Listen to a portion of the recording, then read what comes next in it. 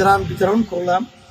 এখানে আমাদের সকলেই আমাদের যার যেভাবে আল্লাহ তৌফিক দান করছেন সেইভাবে সবাই উদ্যোগ নিয়ে আমাদের এই দুর্গত আমার যারা নাকি অসহায় অবস্থায়, যারা নাকি বন্যা কবলিত কঠিন একটা অবস্থায় দিন রাত্রি যাপন করতেছেন, তাদের পাশে দাঁড়ানোর জন্য আমি আহ্বান করতেছি এবং আর্থিকভাবে শারীরিকভাবে যেভাবে যে সুযোগ পান সেভাবে আপনারা সহযোগিতা আসবেন। আলহামদুলিল্লাহ, আমি আজকে বিশেষ করে বাংলাদেশের যে দুর্যোগ এলাকা ফেনী, নোয়াখালী, কুমিল্লা আসছি। সবচেয়ে বেশি ক্ষতিগ্রস্ত ফেনী জেলা। সেখানে ভিতরে অনেক এখন পর্যন্ত মানুষ পানিবদ্ধ অবস্থায় আছে।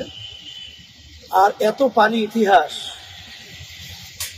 ফেনীর জীবনে বা কেউই কোনোদিন এটা দেখে নাই।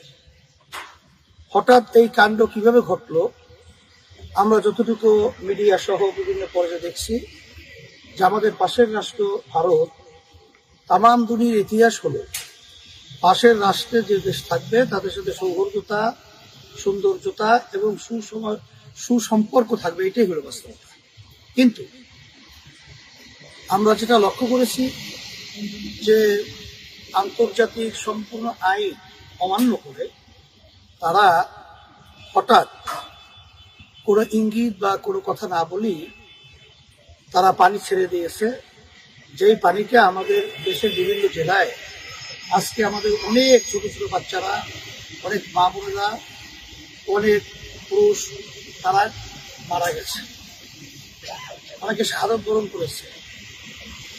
আমাকে বলতেছিল বাস্তবে একজন যে আমাদের সামনে থেকে মহিলাদেরকে পানির স্রোতে নিয়ে যাচ্ছে, গার্জিয়ানরা স্বামী সহ কেউই ধরে রাখার কোনো সুযোগ পাইতেছে না।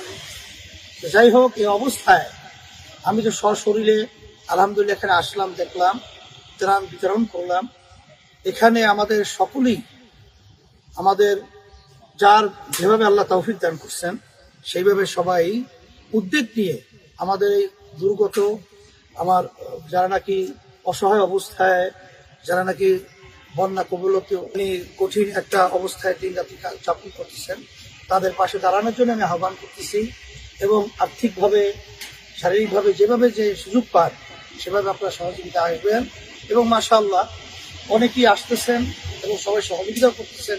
এই জন্য সকলকে আমি আন্তরিকভাবে ধন্যবাদ জানাই। আল্লাহ জাযায়ে খায়র আপনাদেরকে দুনিয়া বা আখিরাতে দান করুক। আর সাথে সাথে আমাদের ইসলামী আন্দোলন বাংলাদেশ, জাতীয় উলামা মাশায়েখ আইম্মা পরিষদ এবং অন্যান্য সহযোগী সংগঠন সহ আপনারা সকলেই আমাদের এই ভাইদের, মা বোনদের এবং এই বাচ্চাদের পাশে দাঁড়াবার জন্যে আপনারা সর্বত্র এর সহযোগিতার জন্য আর্থিকভাবে আমার ভাইদের কাছে যাবেন, তাদের কাছে সহযোগিতার জন্য বলবেন। এবং আমরা যেটা আসলে লক্ষ্য করেছি, অনেকে কিন্তু ভিন্ন ভিন্ন আপনার গাড়ি নিয়ে আসার জন্য চেষ্টা করেন, কিন্তু আসলে গাড়ি নিয়ে সেই জায়গা পর্যন্ত পৌঁছাবার মতো পরিবেশ আসলে সেভাবে এখানে নাই। অনেকাংশেই সেটা কিন্তু বিভিন্ন কায়দায় অন্যভাবে পৌঁছে দেওয়া হয়। তা আমরা সাংগঠনিকভাবে যদি এটা আমরা ব্যবস্থা নেই, আশা করি আল্লাহর রহমতে আমাদের এখানে পর্যাপ্ত দায়িত্বশীলরা এবং মুহিব্বিনরা কাজ করতেছে। তারা সেখানে স্পিডবোট সহ বিভিন্ন ট্রলার সহ বিভিন্ন নৌকা সহ বিভিন্ন ব্যবস্থা তারা রেখেছে।